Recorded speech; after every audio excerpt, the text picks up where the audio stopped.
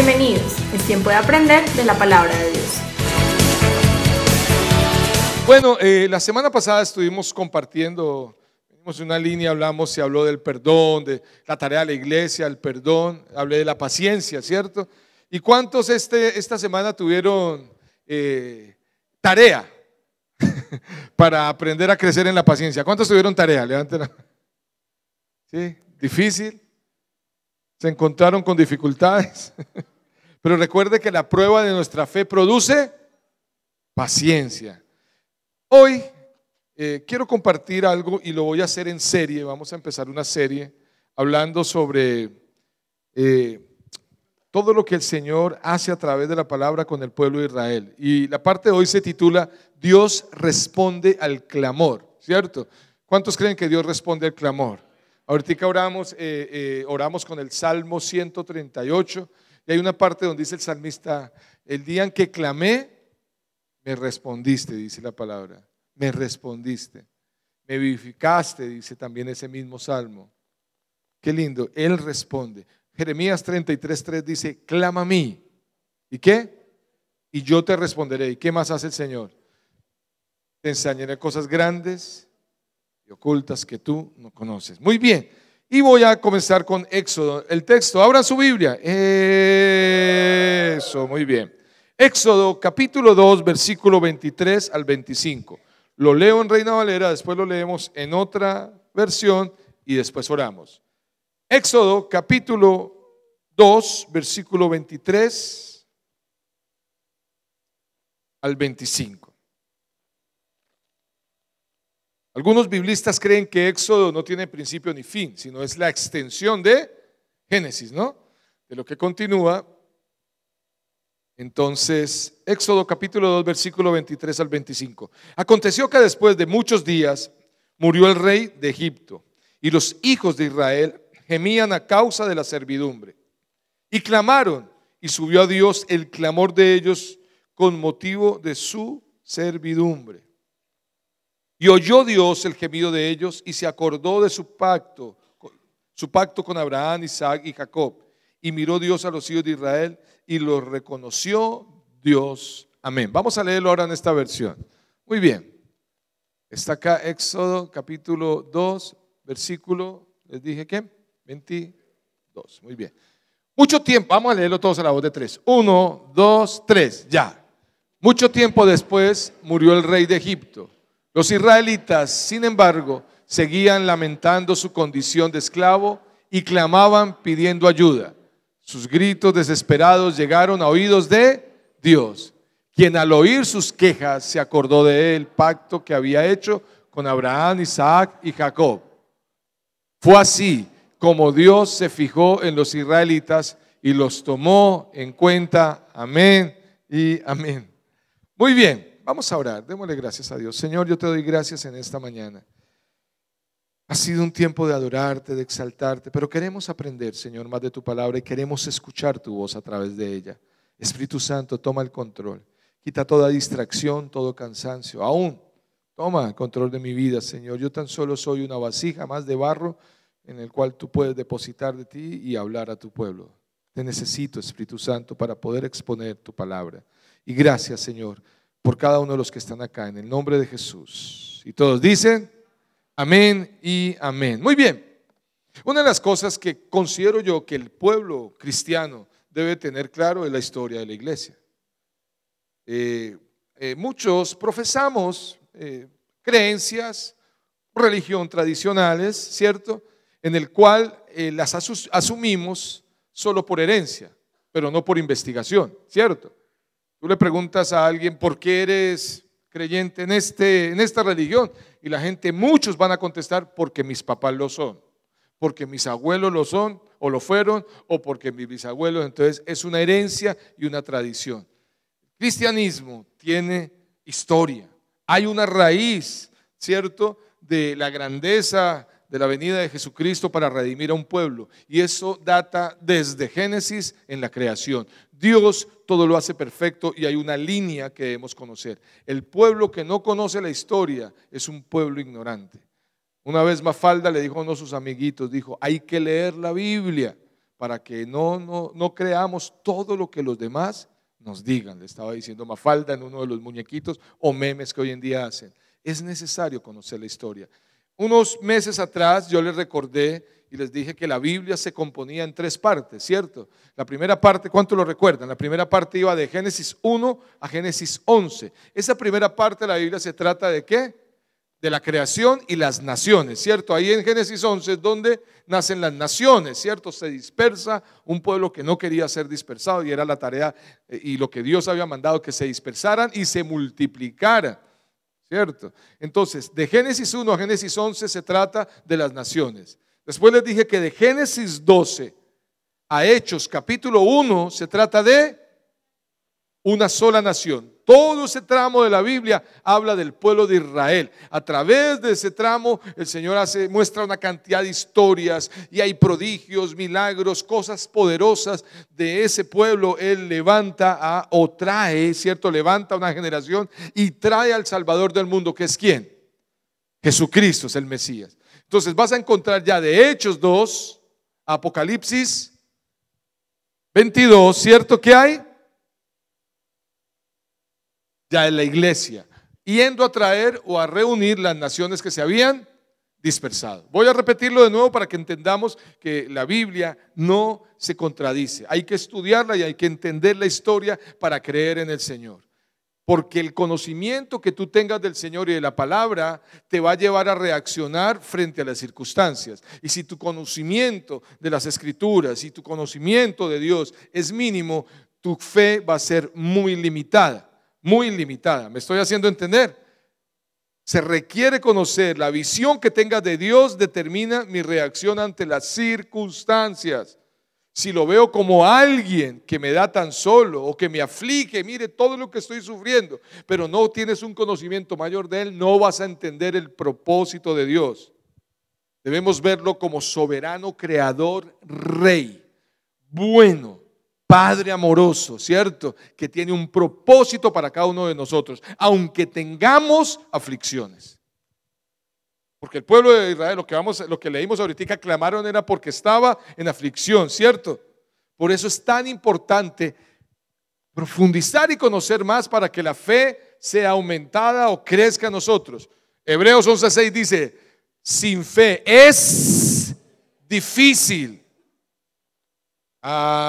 Es complicado, es imposible agradar a Dios, es imposible. Entonces, por eso es importante la historia. Resumo de nuevo, rápidamente quiero que me digan, Génesis 1 a Génesis 11, ¿qué es? ¿Todas las qué? Ok, Génesis 12 a Hechos capítulo 1, Israel, ¿cierto? Todo el plan de redención. Y Hechos 2 a Apocalipsis 22, ¿qué es? La iglesia, nosotros, se trata de nosotros, logrando ¿qué? Las naciones. Entonces tiene sentido. Les quería desafiar con esto. Investiguen, estudien, crezcan en la palabra. Nosotros no podemos creer en algo solo porque nos lo contaron o porque simplemente fue una tradición, como la historia, ¿cierto?, del pescado, que todos conocemos. ¿Sí conocen la historia del pescado frito? ¿Cuántos la conocen? Levanten la mano. De la niña que va donde la mamá y le dice, mami, ¿usted por qué hace el pescado frito sin cabeza y sin cola? Si el pescado frito con cabeza y con cola es rico y me gusta más la cabeza y la cola. Y la mamá le contestó a la niña, pues así me enseñó mi mamá y yo no cambio y así le enseñó a usted. Culicagá. Eso lo borran después. No creo que lo entiendan bien en otros países. Entonces la niña se fue para donde la abuelita y le dice, abuelita, dígame, hija, ¿usted por qué le enseñó a mi mamá y ella me quiere enseñar a mí a hacer el pescado frito sin cabeza y sin cola? Si la cabeza y la cola fritos es lo que más me gusta a mí. Dijo, yo no sé, mi amor, pero así me enseñó mi mamá, le enseñé a mi hija y ella te tiene que enseñar a ti. Ah, bueno, y la bisabuela estaba viva. Entonces se fue para donde la bisabuela. Y allá estaba la bisabuela. Bisabuela, dime, mi amor, ¿usted por qué le enseñó a mi abuela? Y mi abuela le enseñó a mi mamá. Y ella me quiere enseñar a mí a hacer el pescado frito sin cabeza y sin cola. Si la cabeza y la cola frita es lo más rico para mí, deme una razón. La bisabuela le contestó, sí, mijita, le voy a decir por qué. En aquella época la sartén que yo tenía era muy pequeña, entonces lo partí y lo frité por pedazos. no cabía en la sartén. Y eso se convirtió en una tradición. Muchos, al desconocer la historia, ¿cierto?, de la Biblia, la historia de la humanidad, la historia de la iglesia, les es difícil crecer en su fe. Por eso hoy quiero hablar de eso. Entonces, aquí en Éxodo vemos algo poderosísimo. El pueblo estaba muy afligido. Esto es parte del pueblo. ¿Qué vamos a analizar hoy rápidamente? Primero, los hechos. Los hechos en el contexto de qué está viviendo el pueblo de Israel. Lo segundo que vamos a mirar es la reacción del pueblo. O sea, ¿qué hizo el pueblo frente a esta situación? Lo tercero que vamos a mirar rápidamente es la respuesta de Dios. ¿Qué hace Dios a partir de los hechos y de la reacción del pueblo? Y lo cuarto es ¿qué debemos hacer nosotros? La aplicación de lo que hoy voy a enseñar. ¿Están listos? Entonces vamos a mirar lo primero, que cómo responde, por qué los hechos, qué está pasando. Y resulta que el pueblo de Israel en ese momento tuvo un cambio dramático en su vida, en su historia. Y se los voy a mostrar. Vamos a mirar el contexto. El capítulo 50 de Génesis, que es el capítulo anterior a Éxodo 1, habla de varias cosas. Habla de cómo José se restaura con sus hermanos, cómo muere Israel y también muere José. Mira el versículo de Génesis 50, versículo 24, dice: y José dijo a sus hermanos: yo voy a morir, mas Dios ciertamente os visitará y os hará subir de esta tierra a la tierra que juró a Abraham y a Isaac y a Jacob. E hizo jurar José a los hijos de Israel diciendo: Dios ciertamente os visitará y haréis llevar de aquí mis huesos. Él dijo: voy a morir, está diciendo él, pero por favor, cuando yo muera, llévense mis huesos y entiérrenlos en la tierra que Dios les tiene. Y si ustedes hacen el seguimiento, eso se los muestro dentro de 8 días, ellos cargaron los huesos de José hasta que llegaron a la tierra prometida y allá lo enterraron. Muy teso, ¿cierto? Pero el versículo 26 final dice: y murió José a la edad de 110 años y lo embalsamaron y fue puesto en un ataúd en Egipto. Empecemos a mirar qué está pasando ahí. Ha muerto, ¿cierto?, ya Jacob, o sea Israel, y ha muerto ya José, que era hijo de Israel, ¿cierto? José. Muy bien, ahí se cierra Génesis. Ahora ustedes van a ver versículo 1 de Éxodo. Dice así: estos son los nombres de los hijos de Israel que entraron en Egipto, y habla de los hijos. Versículo 6: murió José y todos sus hermanos y todas aquellas generaciones. Para ustedes fueron unos cuantos renglones, para la historia fueron 400 años aproximadamente. 400 años habían pasado después de la muerte de José. Porque si ustedes investigan en la Biblia, cuando llega el pueblo de Israel a Egipto, y llegaron ¿por quién? Por José. José terminó. ¿Y por qué José terminó en Egipto? ¿Cuántos recuerdan? Porque fue vendido ¿por quién? Por sus hermanos. Y note cómo una aflicción lo impulsó a él a una bendición. Y muchas veces nuestras aflicciones Dios las usa para impulsarnos a algo que Él nos va a enseñar y en lo cual nos va a bendecir, y no es dinero necesariamente. Él terminó por allá de esclavo, y cuando ustedes menos piensan, ven que este hombre temeroso de Dios terminó siendo el ministro casi de Hacienda de Egipto. Era el segundo, nada se hacía en Egipto, y él halló gracia delante, ¿cierto?, de su jefe, ¿cierto?, delante de Faraón, y mire lo que este hombre hizo. Entonces ya él muere, han pasado 400 años. ¿Y qué pasa? Versículo 7 de Éxodo 1. Y los hijos de Israel fructificaron y se multiplicaron y fueron aumentados y fortalecidos en extremo, y se llenó de ellos la tierra. Ellos en esos 400 años se multiplicaron.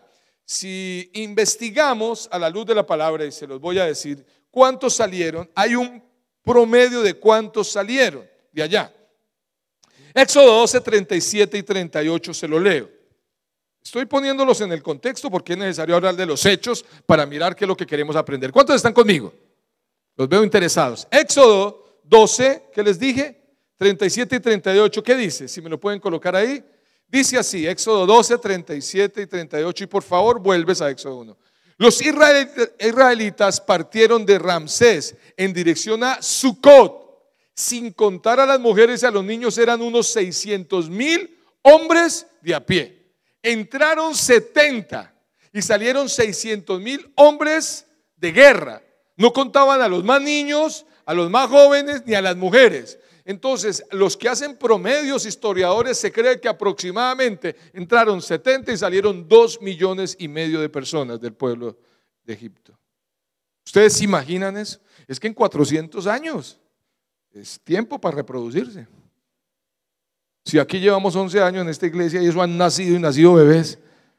Acabó de nacer el hijo de Ricardo y Lady, la hija, perdón, Isabela. Y hay muchas más embarazadas. Levanten la mano, ¿hay alguna aquí embarazada? ¿Que esté casada?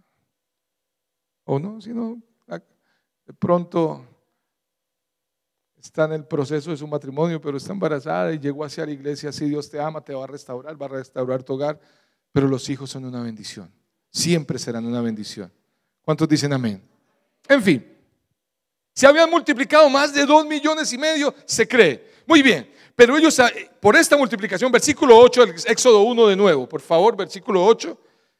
Versículo 8 de Éxodo 1 dice: y entre tanto se levantó sobre Egipto un nuevo rey que no conocía a José, y dijo a su pueblo: aquí el pueblo de los hijos de Israel es mayor y más fuerte que nosotros. Vemos en los hechos que el pueblo de Israel se había multiplicado, habían pasado aproximadamente 400 años y como había muerto José, murió el faraón y el rey, cierto, que había estado con José, que se había comprometido a amar a su pueblo, al pueblo de Israel y a respetarlo. Y se levantó otro rey que no conocía a José. ¿Por qué no conocía a José? Porque no había nacido, como fueron 400 años atrás. Y parece que no le contaron la historia de José. Él solo comenzó a ser rey y vio que ese pueblo era un pueblo extranjero, era un pueblo muy fuerte. Él no supo la historia del gran administrador que en aquella época, hijo de Dios, tenía Egipto.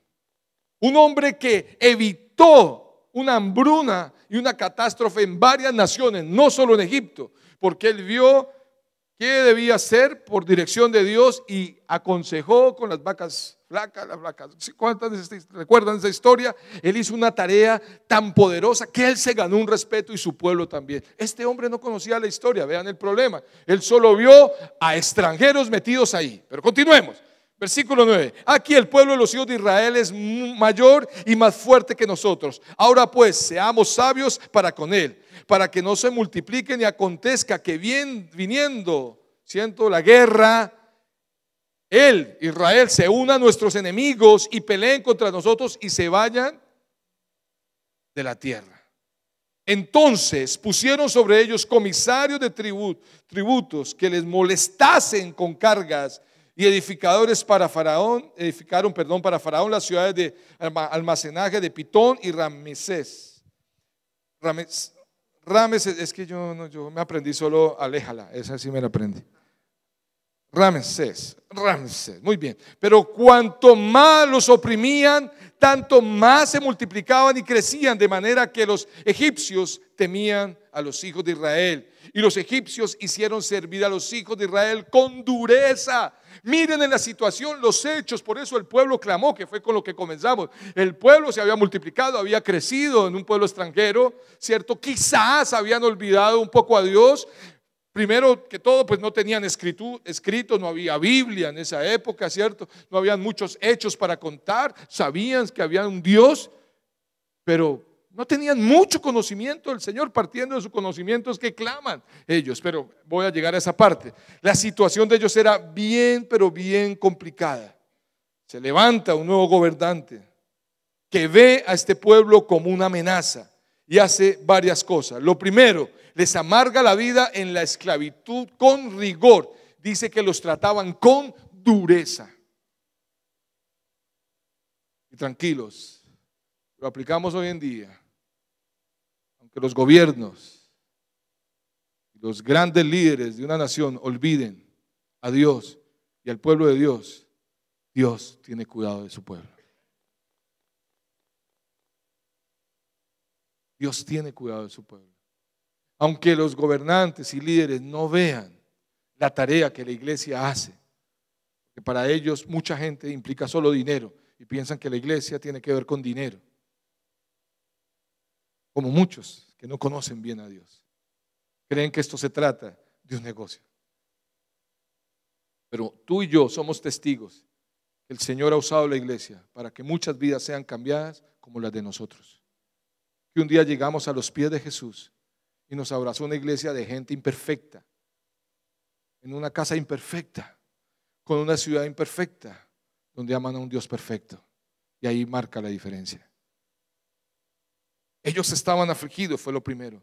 Pero la segunda cosa que hace él, versículo 15 al 21, es que manda matar a todos los niños. Dice, y habló el rey, versículo 15 del 1, de Egipto a las parteras de las hebreas, una de las cuales se llamaba Cifra y otra Fua. Bueno, Fua se llamaba otra cosa en mi época. Y les dijo, cuando asistáis a los hebreos en sus partos y veáis el sexo, si es hijo, matadlo, y si es hija, entonces viva. Siempre el diablo se ha ensañado con las generaciones que nacen, con los niños. Por eso nuestra tarea de cuidar los niños. Y aquí quiero hacer un alto en el camino, hacer un paréntesis. Mire todas las noticias que estamos viendo en contra de nuestros niños. Y nosotros estamos distraídos como iglesia quizás, algunos pensando en que Dios me ayude, me bendiga a mí, o quizás estamos distraídos como padres en darles una buena casa, pero no pasamos tiempo con ellos. Y vemos asesinatos, violaciones y maltratos en los niños hoy en día. Porque el enemigo siempre se ensaña con los niños, porque no quiere que se levante otra generación. Por eso oramos por estos niños acá. Pero sigamos, cierro paréntesis. Versículo 17, pero las parteras temieron a Dios, gloria a Dios, y no hicieron como les mandó el rey de Egipto, sino que preservaron la vida de los niños.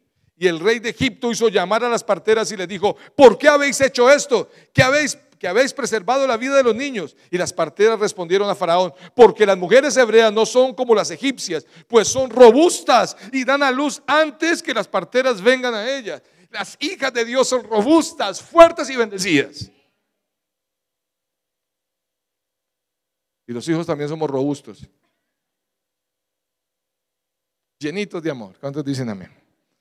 Ok. Entonces lo primero fue, cierto, amargarles en la esclavitud con rigor. Lo segundo era matar a los niños. Pero lo tercero, versículo 22 dice, y entonces Faraón mandó a todo su pueblo diciendo, echad al río a todos los hijos que nazcan y a toda hija preservarle la vida. Lo primero lo suprimieron. Lo segundo mandó matar, pero ya no quisieron matar porque les dijeron en pocas palabras, cuando llegamos las parteras ya ellas han tenido sus hijos, entonces los esconde. Entonces lo tercero que él dijo, entonces cuando vean un niño de un hebreo, lo lanzan al río. Y no era cualquier río, era el río Nilo, donde están los cocodrilos más grandes del mundo. Recuerdo una niña que estaba en un río, pero como era gomela, salió un cocodrilo y dice, ay mami, mire un lacoste. Sigamos. Pues era gomela, entonces ya no dijo Lacoste. Muy bien. Ya ven los hechos, ya ven cómo estaba el pueblo. El pueblo estaba afligido, querían matar a sus niños, y no solo eso, si no los podían matar, los querían que los quitaran y los echaran en el río Nilo. Había una situación, ese es el hecho. Había muerto José, se levantó otro faraón que no conoció, ¿cierto? Que no conoció a José, y eso nos suele pasar a nosotros. Por eso el cuidado con quien nosotros hacemos compromisos. A veces hacemos compromiso con una persona, esa persona se porta muy formal, un día esa persona se va y la sociedad queda con el hermano, con el amigo, con el vecino, y ese no conoció a Dios ni lo conoce a uno, y ahí se dañaron las cosas. O eso pasa también en el ámbito, con respecto, lo digo, político. A veces se nos suben hombres que dicen, cuando están haciendo campaña, que creen en Dios, que apoyan la iglesia, pero cuando suben, olvidan al Dios, ¿cierto? Y vienen los problemas para la iglesia. ¿Es problema nuestro? Claro, es problema nuestro. Siempre habrán gobernantes que oprimirán, y no sé si esto está pasando en muchas naciones, ustedes lo están viendo, pero lo que sí es que la tarea nosotros la debemos hacer, y es clamar a Dios. Tu tarea y mi tarea, la acción mayor que Dios quiere es que la iglesia clame y actúe, viviendo para el Señor apasionadamente y amando a los perdidos. Esos son los hechos, ¿cómo los ven? Ya los tenemos claro. Entonces entremos a la segunda parte. Los hechos son bien fuertes. Está sufriendo el pueblo de Israel. Están totalmente esclavizados haciendo ladrillos. Y quizás los niños que nacieron de Israel allá a lo mejor pensaban que no estaban esclavos, pero estaban esclavos. Se daban cuenta cuando crecían, cuando los oprimían. Seguro pequeños le preguntaban, ¿y su papá qué hace? No, él tiene una fábrica de ladrillos. Sí, pero era para los egipcios. Esos son los hechos, una situación compleja. No sé si, apartándonos un momentico de la historia y volviendo a la realidad, ¿cuántos se han sentido esclavos en algo, oprimidos en algo. Como que el adversario les pone el pie sobre la cabeza y como que uno siente que no va a salir adelante. ¿Cuántos se sienten oprimidos? ¿Cuántos sienten a veces su corazón adolorido? ¿Cuántos tienen dolor de cabeza y dolor de pie? ¿Cuántos tienen? Ustedes tienen que decir, sí, pastor.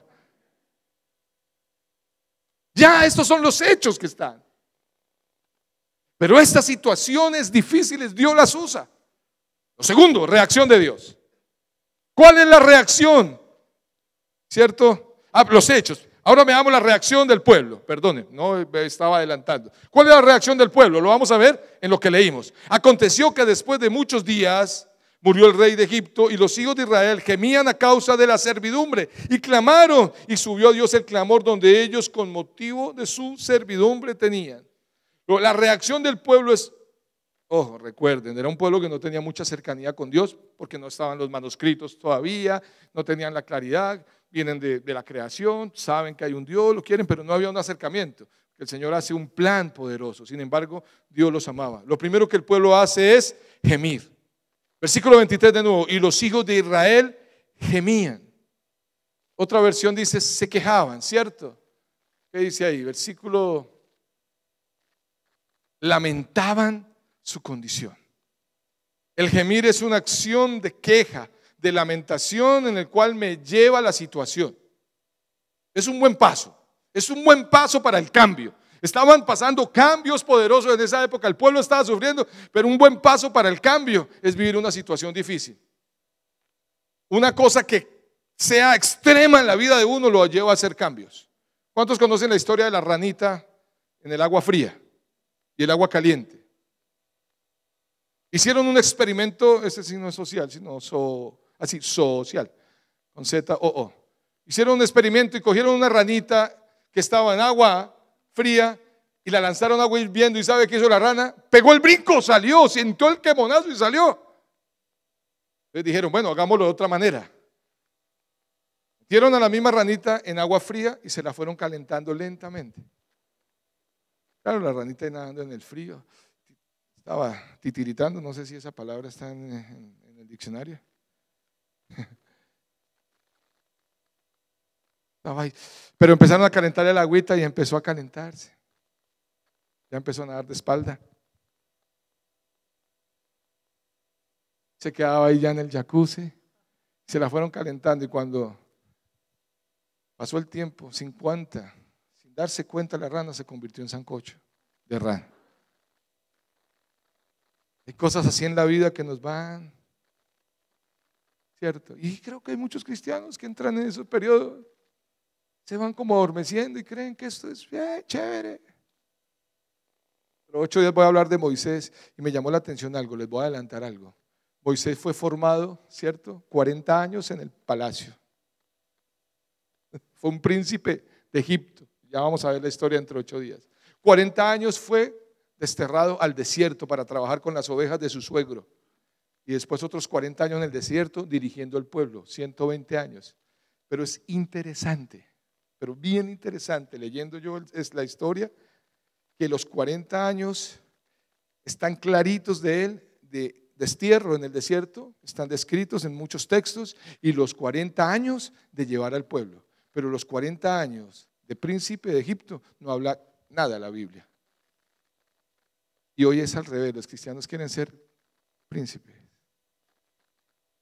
Vivir 40 años de príncipes con comodidades. Pero lo que tú estás viviendo y yo es preparación para lo que viene. Y Dios tiene que preparar a su pueblo para que soporte. ¿Dios es malo? No.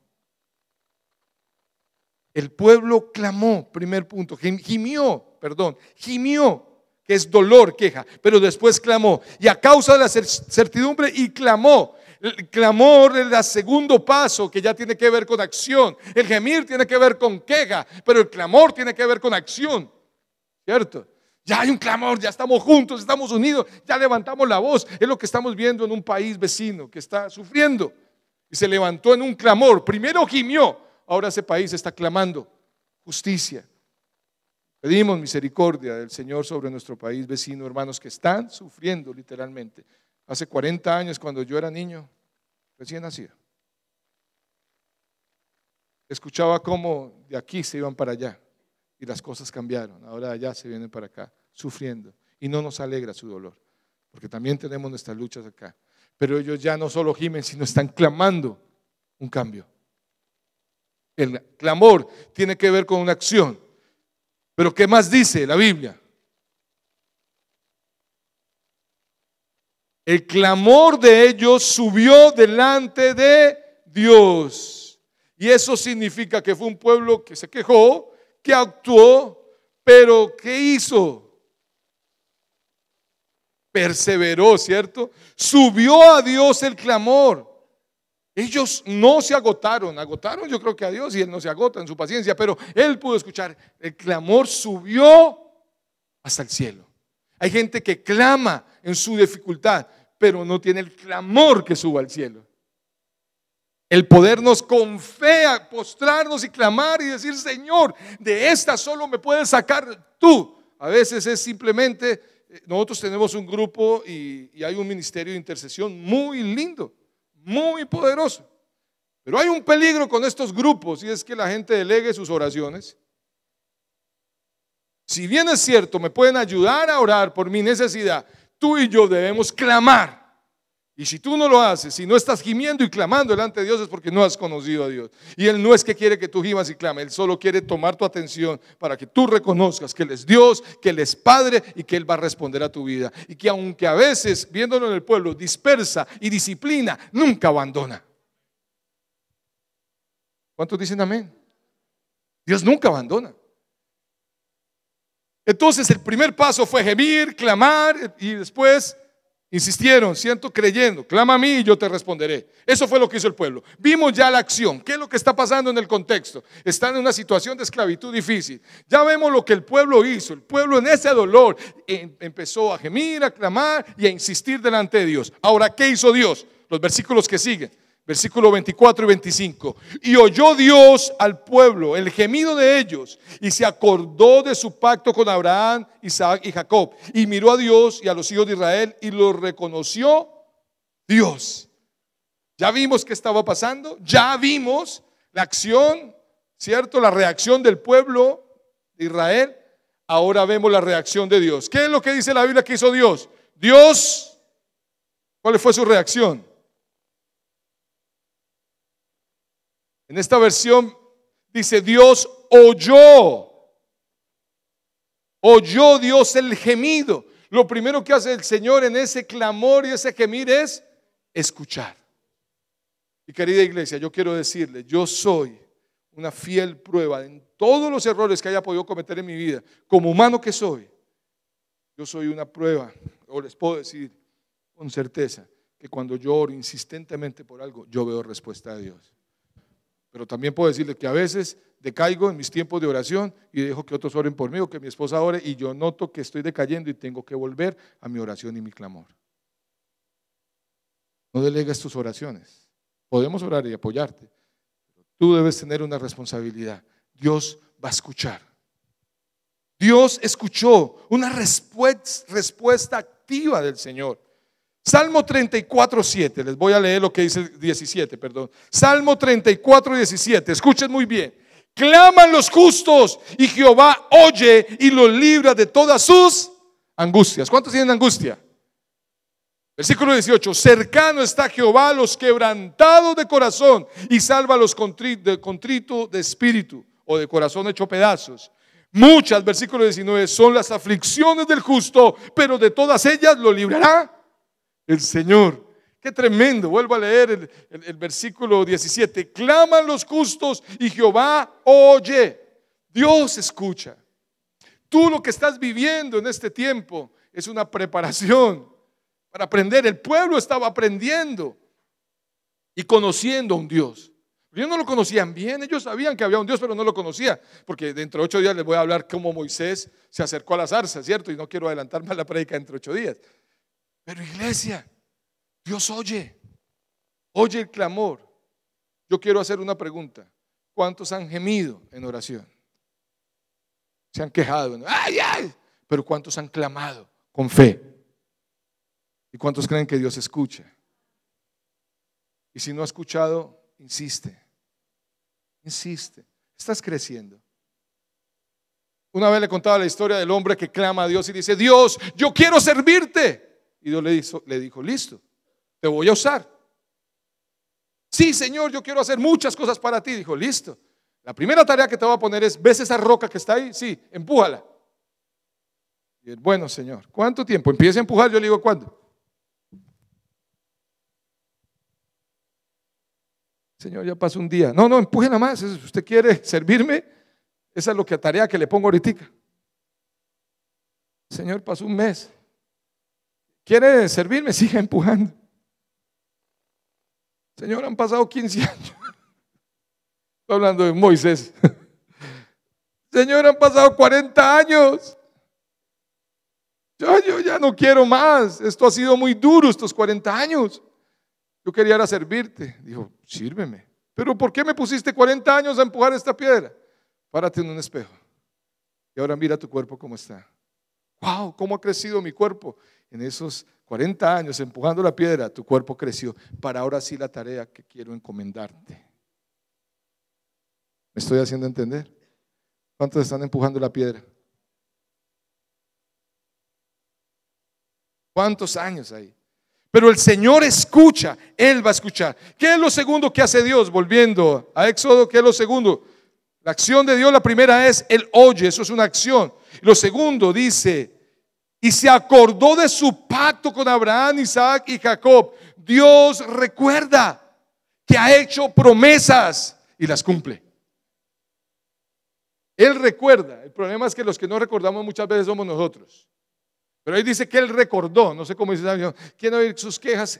Se acordó del pacto que Él había hecho. ¿Y ustedes quieren saber dónde está ese pacto?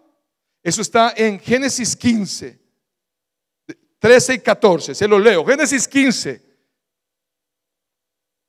13 y 14 dice: entonces Jehová dijo a Abraham: ten por ciento que tu descendencia morará en tierra ajena.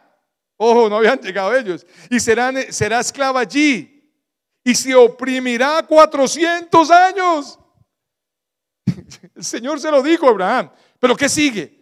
Mas también a la nación a la cual servirán juzgaré yo, y después de esto saldrán con gran riqueza, y tú vendrás a tus padres en paz y serás sepultado en buena vejez, y en la cuarta generación volverán acá, porque aún no han llegado a su colmo la maldad de los amorreos hasta aquí. Y sucedió que, bueno, ahí sigue la antorcha.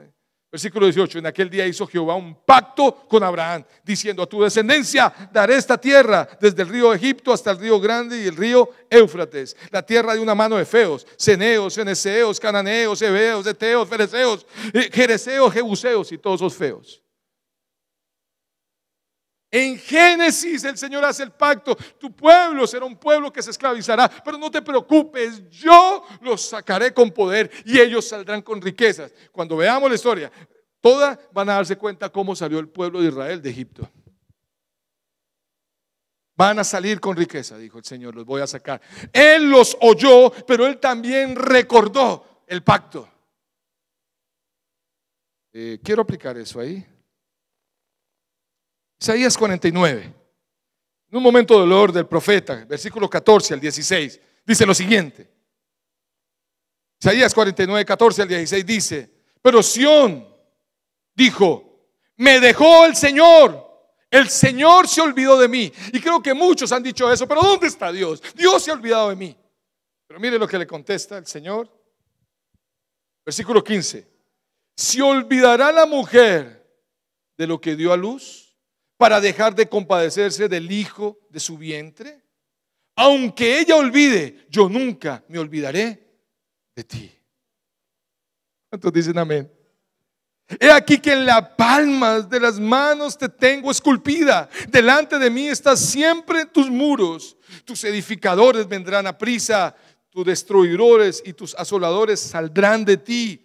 Alza tus ojos alrededor y mira, todos estos se han reunido, han venido a ti. Vivo yo, dice el Señor, que de todos como de vestiduras de hombres serán vestidos, y de ellos serán ceñidos como novia. Porque tu tierra devastada, arruinada y desierta, ahora será estrecha por la multitud de los moradores, y tus destruidores serán apartados lejos. Aunque la mujer que tiene un hijo no se olvide de él, y si llegara a pasar que se olvide, dice él, yo no me olvidaré de ti, pueblo. Yo no sé a cuántos les llega esta palabra, pero muchos oraron quizás esta semana diciendo: ¿dónde estás, Dios? ¿Te olvidaste de mí? Ayer el Señor nos dio una sorpresa linda. Y son de estos días que se está acabando la quincena y ya vamos bueno, algunos se nos acaba la quincena el 17. Algunos se la acaba el 13. No ha llegado el 15, ya se le acabó la quincena. ¿Cuántos han vivido momentos así? Y yo ayer estaba, bueno, Dios, estamos un poco apretados, queremos hacer algunas cosas, bueno, Dios, ayuda. Y Él me oyó y dirigió mi cabeza, se lo digo literalmente. Yo estaba estudiando la palabra y dirigió mi cabeza hacia mi mesa de noche. Y veo mi marranito. La alcancía me miraba y casi la vi picarme el ojo.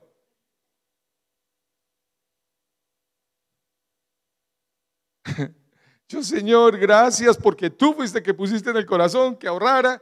Y sí, estoy apretado. Nidia, dime, subo al martillo y acompáñame en esta autopsia que vamos a hacerle al marranito. Yo rompí el marrano con cuidado para que no sufriera. Y saqué 750,000 pesos. Mañana mercamos, dije, que Dios es bueno y celebramos Día de la Madre.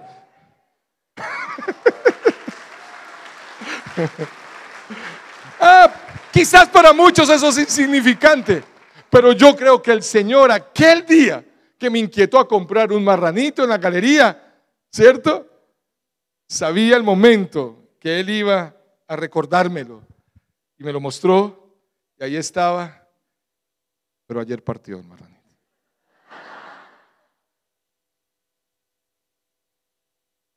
Pero unos mueren y otros nos alegramos, pues de ese caso, ¿no? Wow. El Señor recordó. Pero ¿qué más hizo el Señor? Voy terminando. ¿Están por ahí los de alabanza, por favor? El Señor recordó. Me perdí. Listo. Dice, Dios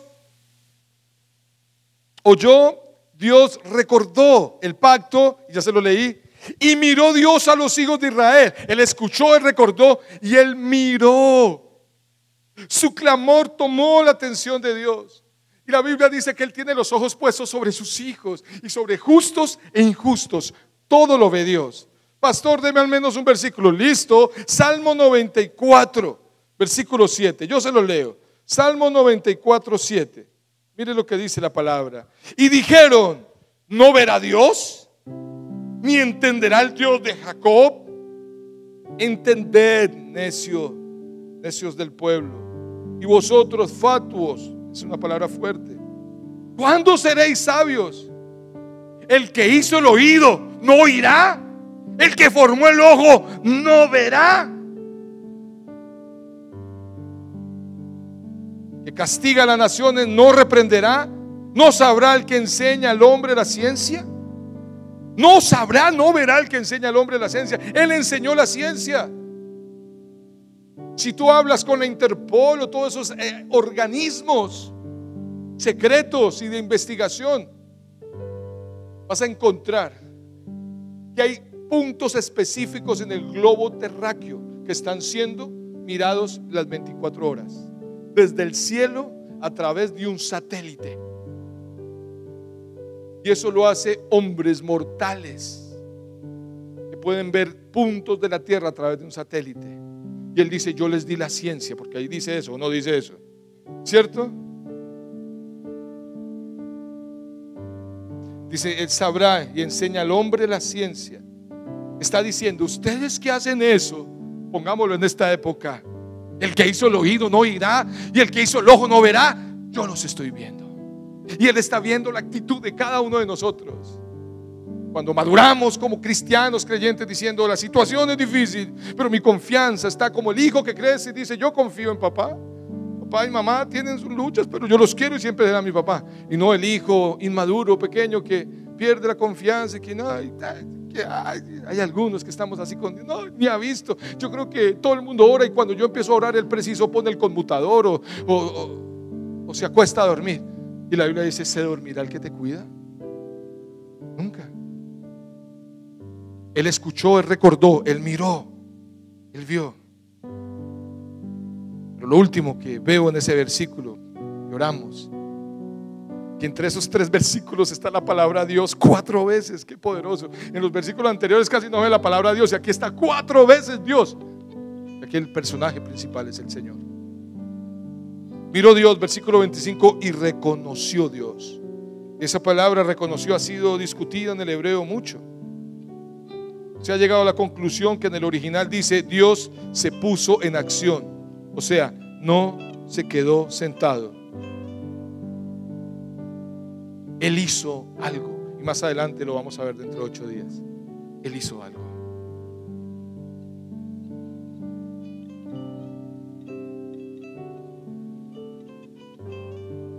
Él conoce todo. Su palabra dice, porque yo sé los pensamientos que tengo acerca de vosotros, pensamientos de paz y no de mal, para daros el fin que esperáis. Es para darles un fin bueno y una esperanza de gloria. Aunque estés viviendo lo que estés viviendo, Dios responde al clamor de sus hijos. Jesús siempre respondió al que le clamaba: ¿qué quieres que te haga? Y si su respuesta tarda, es porque Él está trabajando en tu confianza para que clames con fe. Ponte sobre tus pies, vamos a orar. Aquí está el Espíritu Santo hermoso.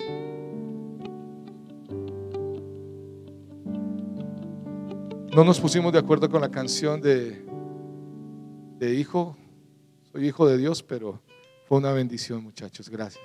Están conectados. Ya están pasando del desierto a la tierra prometida. Vamos a cantar esa, la que se cantó de últimas. Quiero que cierres tus ojos ahí donde estás, por favor. ¿Te has sentido esclavo, afligido, espiritual, emocional, económicamente, en tu salud, en tu relación de familia, como hombre, como mujer, qué sé yo?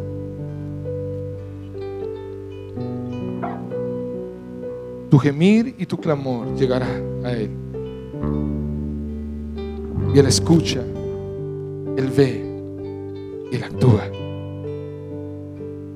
Él es real y te está mostrando qué tan real es.